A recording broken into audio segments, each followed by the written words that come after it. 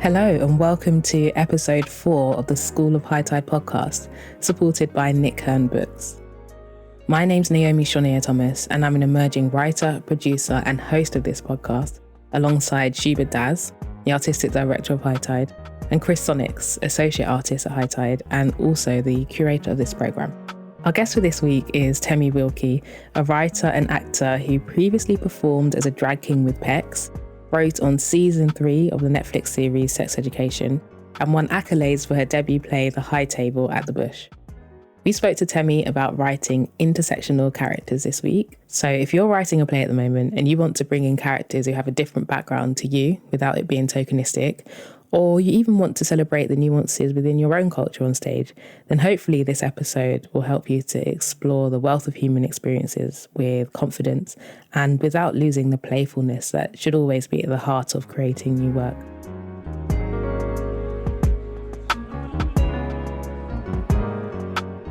My name's Temi Wilkey and I'm an actor and writer and screenwriter.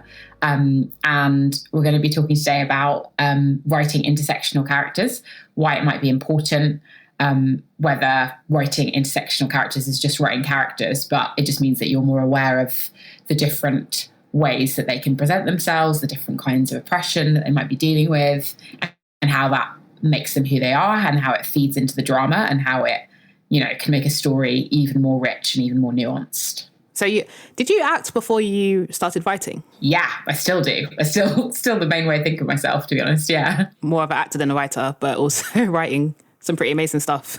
Oh, thanks. I think quite a few of the people who did the School of HighTide classes were also actors who felt that they weren't being represented on stage, so they decided to pick up the pen or pick up the laptop or whatever and start writing their own characters. Was that a similar way in for you, or what was your journey into it? Yeah.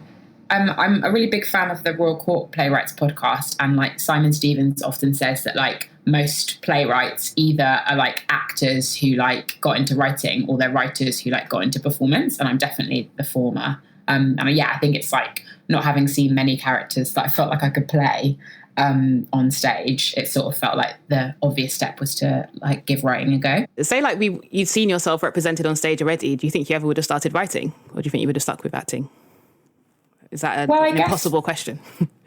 Well, it's more just I might have seen myself once, but I still don't think I probably would have seen myself very much. I'd definitely never seen a black queer character. Oh, no, that's not fair. Maybe I'd seen one in Angels in America, but that Belize, I think that character's name is, he's not a woman. So, yeah, I think it is an impossible question, but I think even if I had seen myself on stage, it probably would have been a handful of times, whereas I'd seen myself maybe 0 times. So it felt like quite a motivation. When you're writing characters and you're trying to think of it as I want to create well-rounded intersectional characters, how do you move away from thinking of it as an academic subject or something where I'm going to read loads of essays?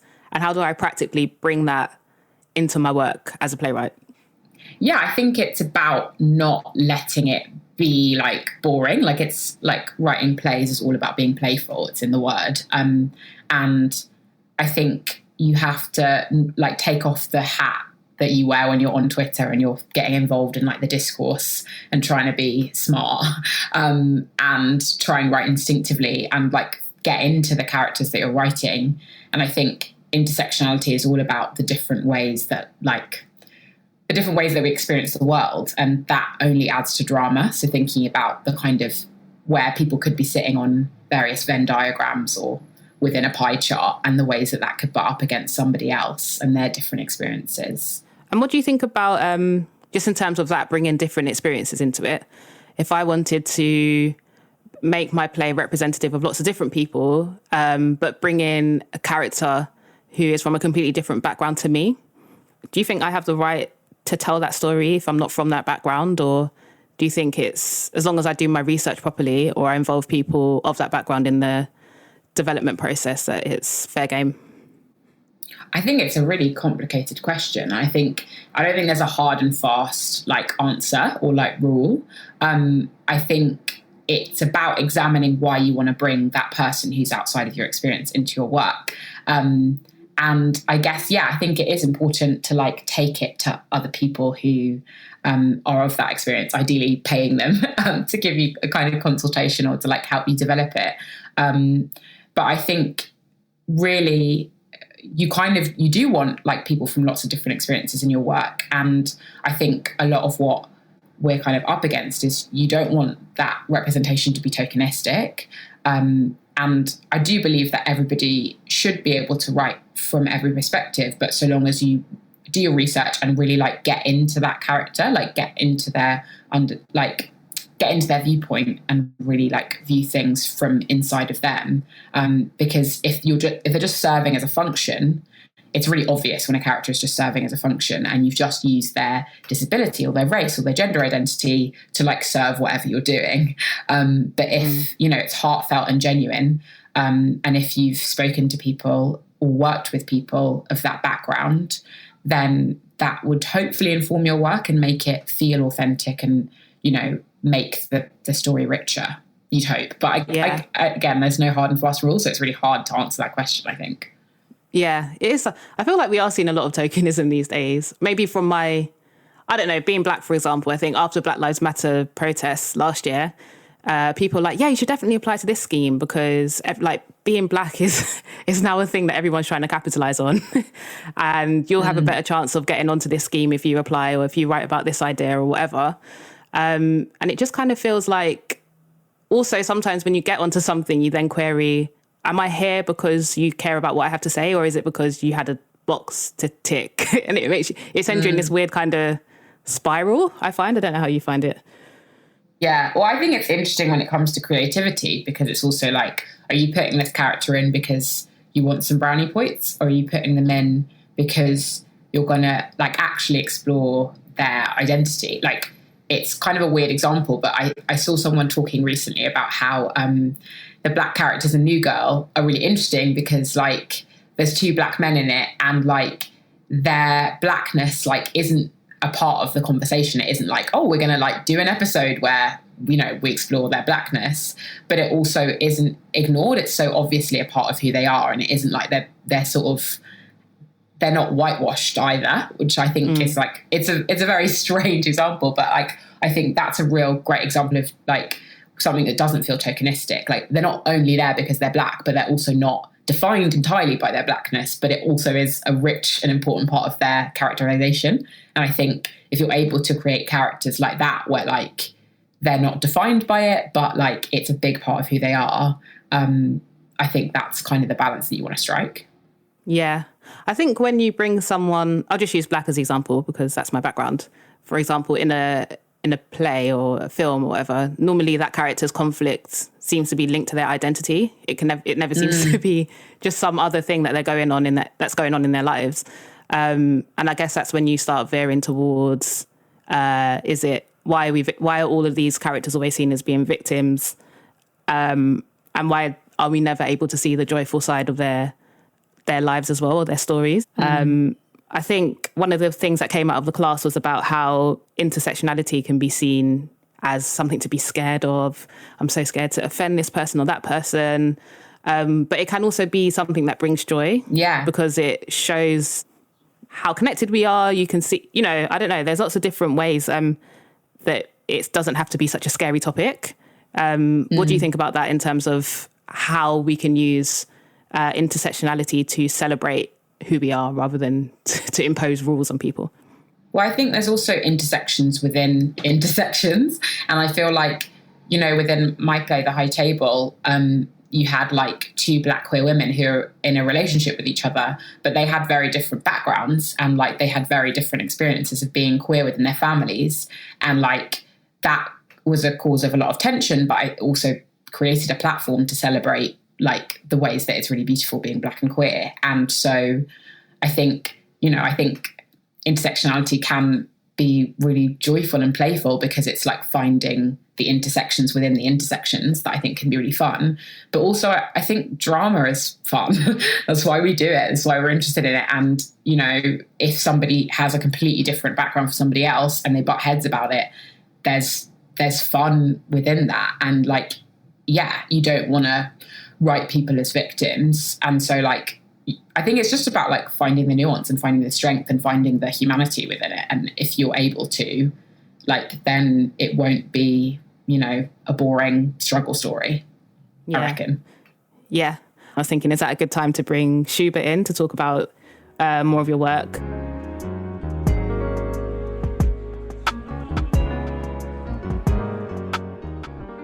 Hi, Temi, and thank you for joining us here at High Tide's first ever podcast. We are delighted to have such an amazing array of talent joining us for this. So thank you. Congratulations on the high table. Oh, thank you. You must feel delighted to have got it on its feet just prior to all of this madness. Yeah, I'm very grateful it happened. And as a debut play for you, was it, and you mentioned before already in conversation with Naomi about not seeing your story represented, not seeing characters that you felt you could play. I know from kind of all the reading I've done, you spoke about auditioning for Fun Home and that kind of encounter with the character Joan prompting you to, in a way, to also think about other characters to create. But was that a story that you had been carrying with you for some time before the opportunity arose to put it onto the stage in that way?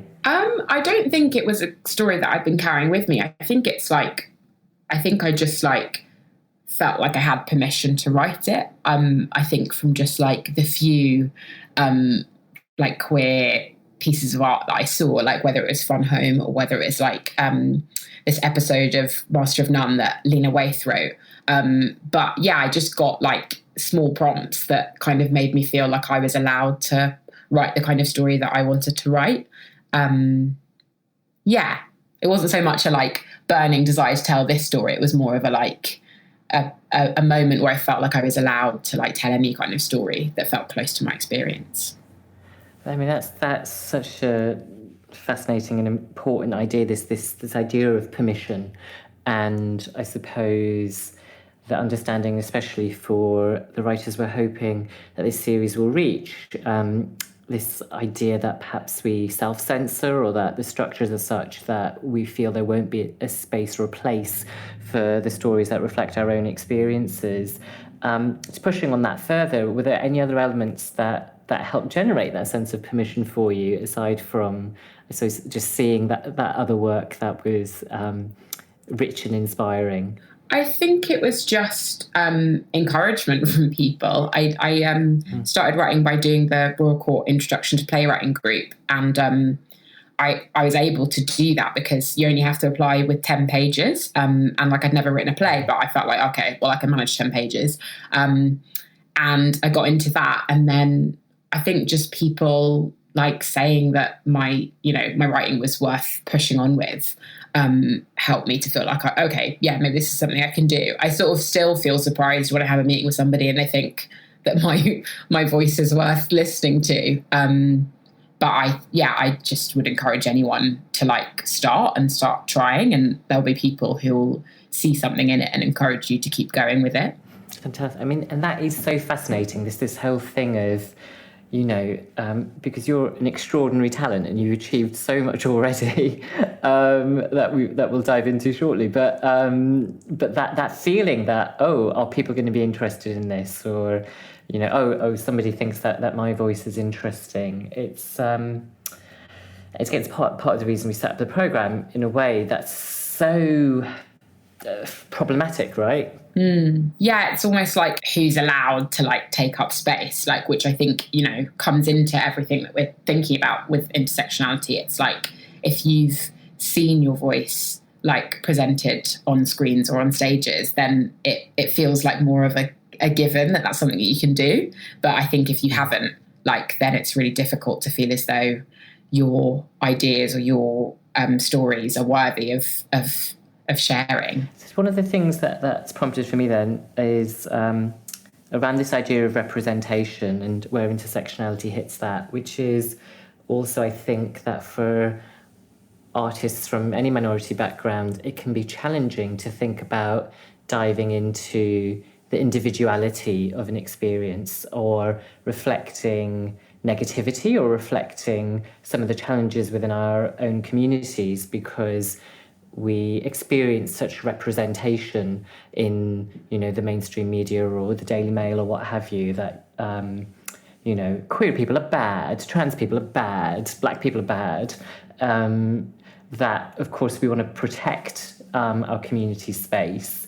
And I just wonder about the specific tension that can create for writers in terms of how to celebrate, but also to acknowledge the complexities within our own communities. Yeah, I think that's a really interesting question, because that's something I really struggled with, not when I was writing the early drafts of the play, but I didn't really expect it to be staged. So when the Bush were yeah, we're going to put it on, I was great. But then in the intervening months, I was just filled with dread and terror. And I just imagined every black person in London hating it, every queer person in London hating it, everyone in Birmingham hating it. I think you just feel because there are so few examples of representation of your different intersections, it feels this is it, they bear more scrutiny. I think it's kind of what we're seeing with It's a Sin, that Russell T Davies has written. You often see people criticizing it quite a lot, and it's sort of because there's not enough queer stories on screen, so they kind of become the bastion for everything that we hope stuff on that they'll do, and it can never match up to everyone's experiences. But yeah, I think I expressly started therapy for that reason. I had been in therapy before that, but I think I was okay, well, I need a new therapist so I can deal with the fact that I'm terrified of it being staged for that reason. But I think it's, if you don't write truthfully because you're afraid of what people will think, or if you're afraid of what people within your various communities will think about it, then you'll never write anything good. And also, I think, regardless of anyone's background, people will be able to relate to the struggles within it. I had lots of people come up to me, I don't know, I had a really nice white gay man come up to me and be I relate to that so much. And I was oh, that's surprising to me. And yeah, lots of different people from loads of different backgrounds would come up and say they related to this side of things that I never thought anyone would be able to relate to outside of my experience. But yeah, I just think writing truthfully and authentically will only lead to a universality and people just as being people connecting to it because it's true and it sparkles with truth. Yes, yeah, of course. I just want to take a moment to thank you for sharing with us about accessing therapy as part of that support, because one of the things I was going to ask you as you kind of navigated that pressure, and I think it is it's a unique pressure faced by writers from minority backgrounds, by which I mean essentially non-cis white middle-class men.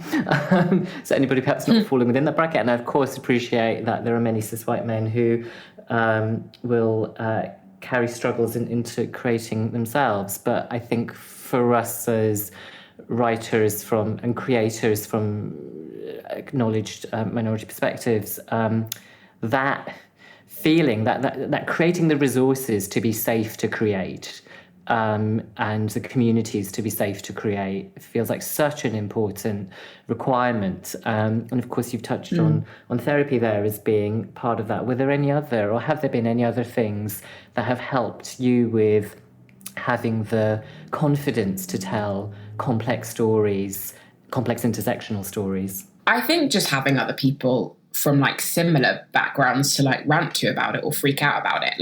I'm really lucky. One of my closest friends is also a playwright, amongst many other things. But my friend Travis Alabanza, they are black and queer as well. And I would call them up crying most of the time, in the middle of drafts. But also just any friends, any friends. But I think I was really lucky to be able to lean on them specifically because they kind of know what it's like and know, I think even more so because they're trans, they face so much scrutiny within this horrible society. So it's just really helpful having someone to talk to who really, really gets it. And I think that is, it's certainly been one of our hopes with the work that we're putting out at HighTide, that it is about the creation of community, which now more than ever feels like one of the only things that will get us through. And, you know, we really hope that people will engage with us and, you know, reach out to each other, and that form of, you know, that kind of facilitated gathering of a network is invaluable through all of this. So one thing I wanted to bring in was also your work with PECs and your work as a drag king. And I suppose I wondered, you know, how and in what way that you feel that bounces off your playwriting, because I think that one of the things that we're thinking about when we think about intersectionality is not just in its political sense or its sort of, you know, themes and content, but actually I always think of intersectionality as being a requirement of form, actually, and where we're really joyful about mashing things together.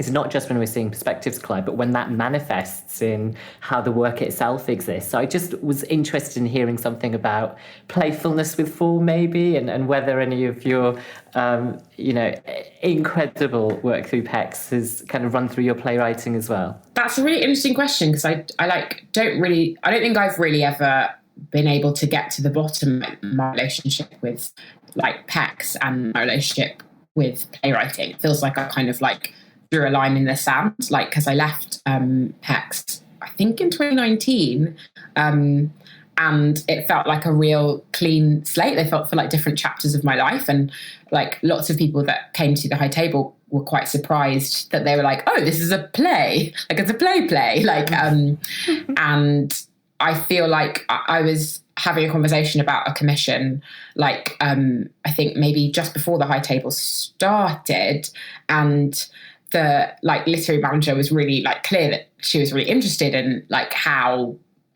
like the sort of episodic like cabaret work could inform my playwriting. And so right now I'm writing something that's much more playful with form and much more episodic, but like my first foray into playwriting felt very divorced from it. So I don't really have an answer. I feel like I'm learning it right now as I try and write this draft. But maybe if we chat again in like 6 months' time, I'll have an answer. But yeah, I have no idea really. I think it's more just, it probably just gave me a license to make queer work specifically. I feel like, yeah, I just like forming that and like working with that group of people and making stuff that was so unapologetically queer probably gave me another kind of license to write a queer story. But yeah, I have no idea form-wise yet. Yeah, notes on a postcard when I finish this draft. When we get to the when we get to the collected edition of your plays, there'll be a brilliant foreword that helps kind of pull that through. Yeah, that'll maybe. be really exciting, Jane, to explore. One thing I wanted to touch on also, just thinking also about form. I mean, so we are both Cambridge English degree survivors. So this is a wonderful reconnection. But the question I was going to ask, I mean, is, you know, there's something about, this is what I think about form. And, you know, for me, having had 3 years of kind of clattering about in all of the classics and actually all of that work around structure and where the thing begins, I know that's been so useful in my practice, and hopefully in my work I've tried to detonate some of those preconceptions or think about different ways of engaging with how we do this. But I wondered if how and in what way some of that foundation might have been useful for you, if it has been useful, or if it's actually just been something to chuck in the bin immediately. I think probably the latter. I chuck it in the bin. I once read Sylvia Plath said something about going to Cambridge. I don't know if I'm making this up. I'm pretty sure she said this, that like it just means that you're confronted with like this like white male bastion of like the canon, and it makes you feel really small, and it means that you really struggle to write. And I think that was definitely my experience.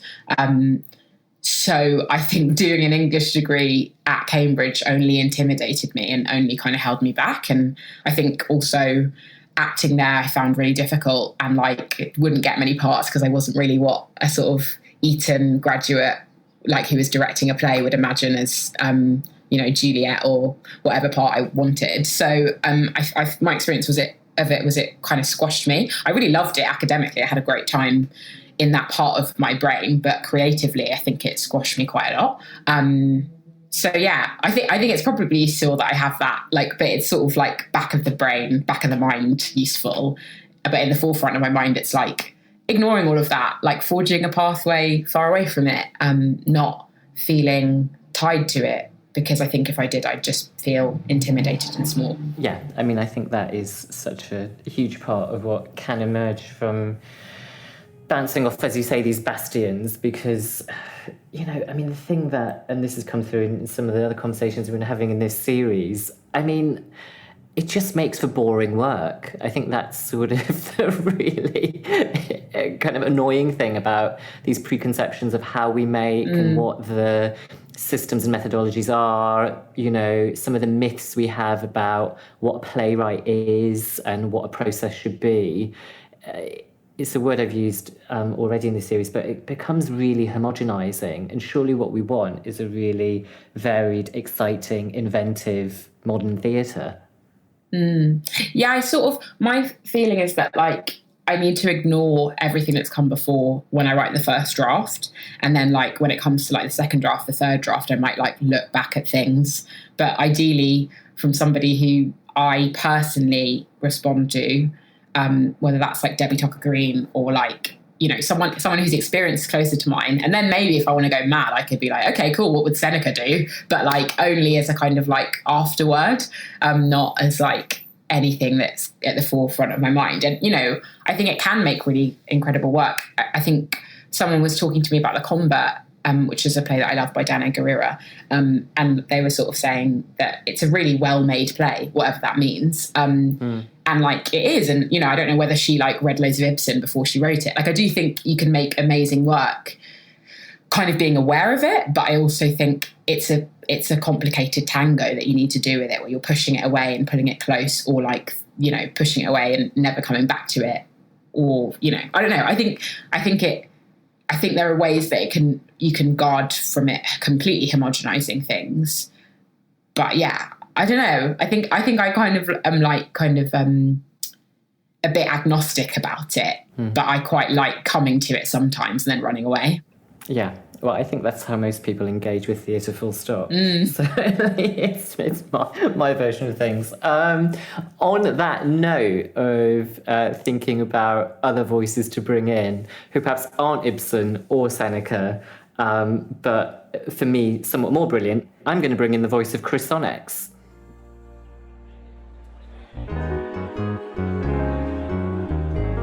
Have you ever been in that company before? Do you know what? Your introductions to me are getting better and better and better. Hey, Temi, how you doing? I'm good, thanks. How are you? I'm doing good. Thank you for doing this and doing the workshop as well. Oh, you're so welcome.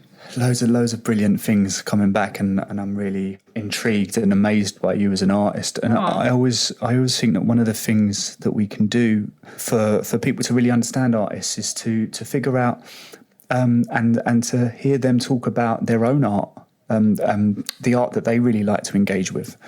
One of the things that I wanted to ask was about your relationship with music, and if you had an influential album, or if not, a sort of influential artist, musician that you really wanted to, that you really engage with and that you really connect to.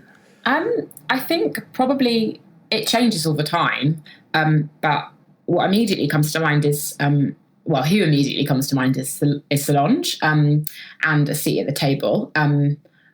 Weirdly, also like how it relates. Maybe it's because of something I'm writing at the moment, or just like in general. But I think what I really love about that album is it feels very like revolutionary, but also really quietly so, and really like softly so, which I'd never really encountered. And it also kind of makes me think of when I saw Selena Thompson's play Salt. Like, I came out of it and I was like, I don't think I could ever make anything like that. And it was like the most Solange thing I'd ever seen. Like, it was such a soft but precise piece of work. And I really rated her for that.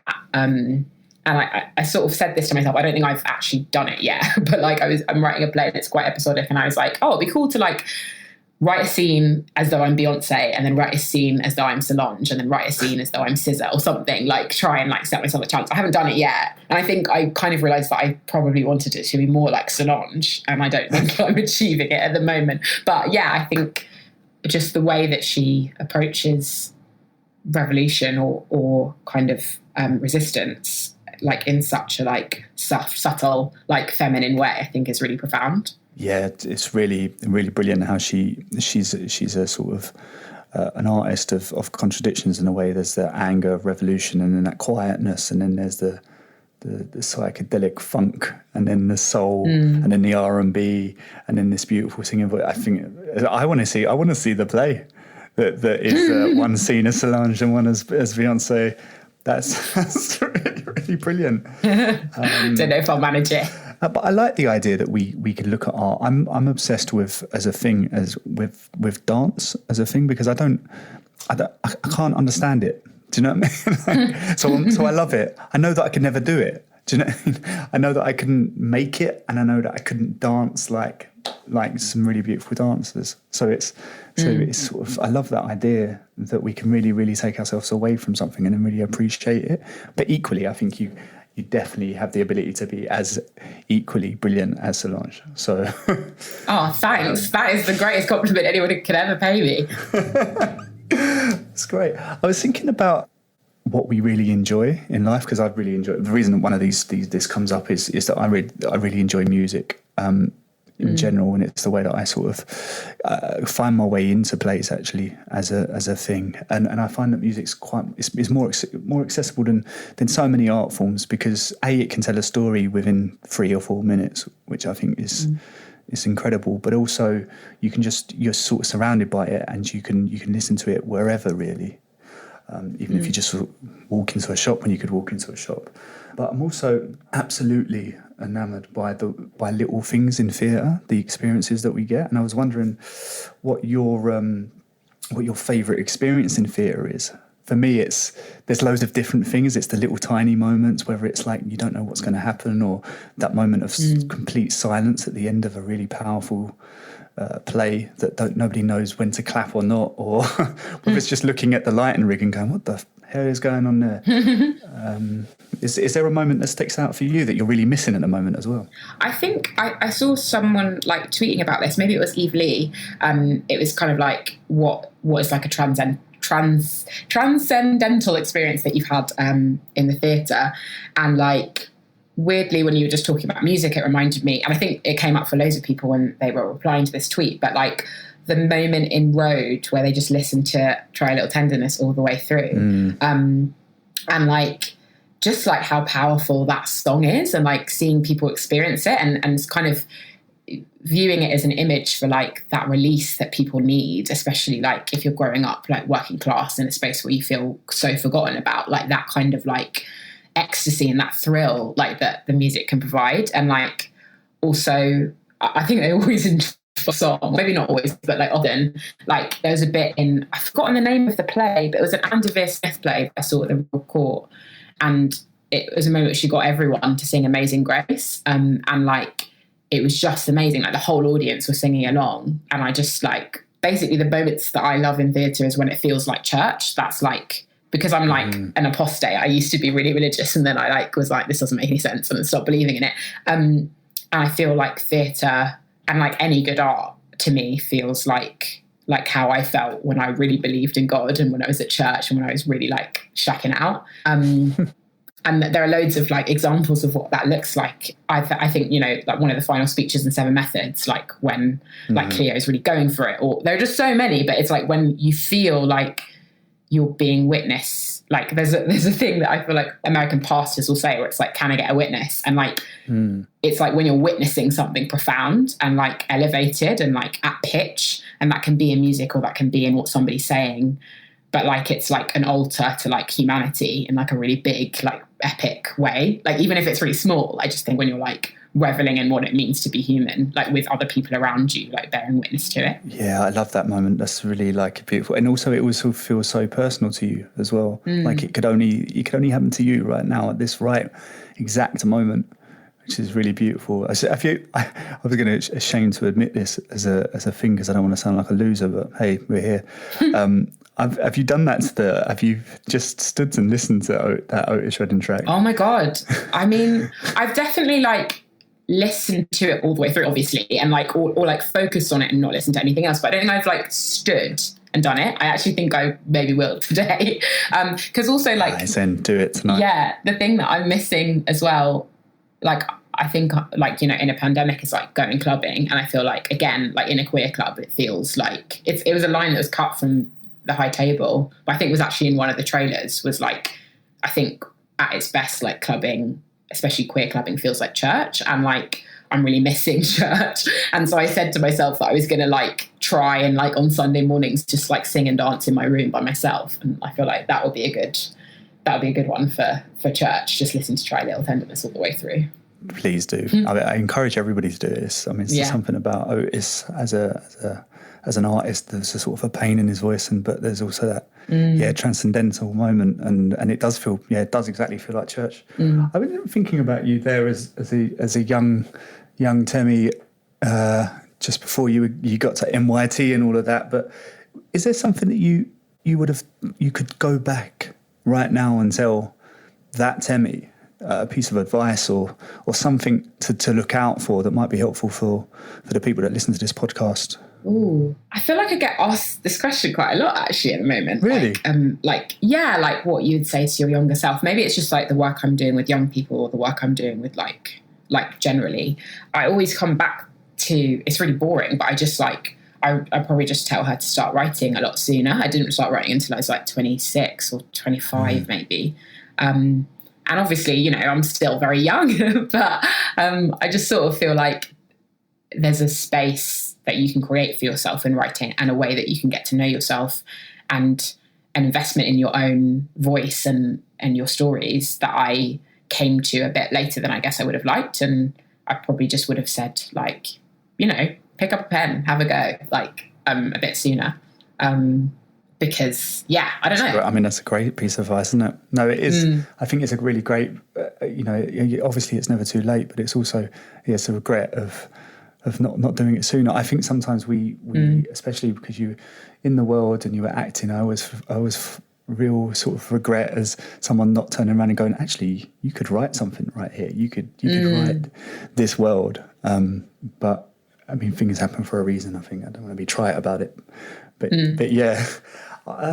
Speaking of the past, pushing it to the future, I wanted to end on a bit of hope. So I was wondering whether you had any sort of hopes for the future of theatre and what that would be, and if it's possible, maybe. Yeah, I think I feel quite lucky because there was like 1 week where theatre was allowed and I got to watch some, like before we then went into the second lockdown. But before that point, I hadn't seen theatre for so long, I kind of couldn't really imagine what it was like. And I guess like my hopes for theatre are that it can happen again with a full house, because even though it was actually amazing still, like I watched Travis's play Overflow, but like it was still incredible watching it, like when it wasn't a full house, when we were all really spaced out. But like I think my hope is that we could do it with full houses.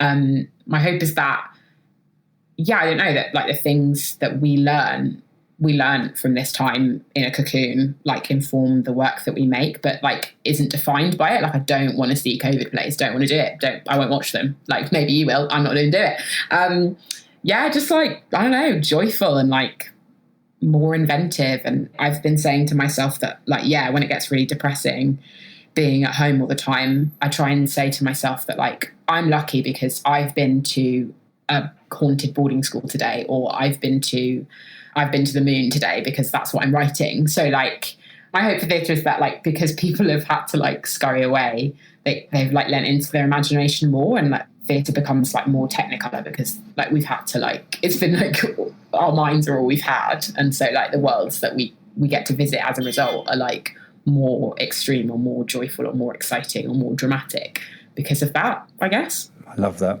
I love that joy continuously throughout these things keeps making an appearance. That's really, really beautiful. Thank you, Temi. Thank you. Thanks for having me.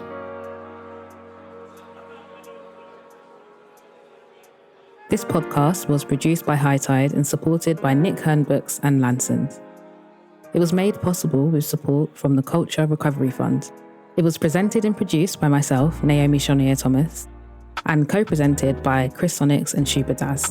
Chris Sonnex also worked as a co-creator on the podcast. It was recorded by Callum Swingler and edited by Liam Cameron, and featured original artwork by Dragonfly Design. Links to references and resources discussed in this episode can also be found at www.hightide.org.uk, where you can also subscribe to HighTide's newsletter and donate to the theatre company. If you'd like to follow HighTide on Twitter, their handle is @_HighTide_. And don't forget, if you'd like to join in with the discussion in today's episode, you can do so on social media using the hashtag School of HighTide.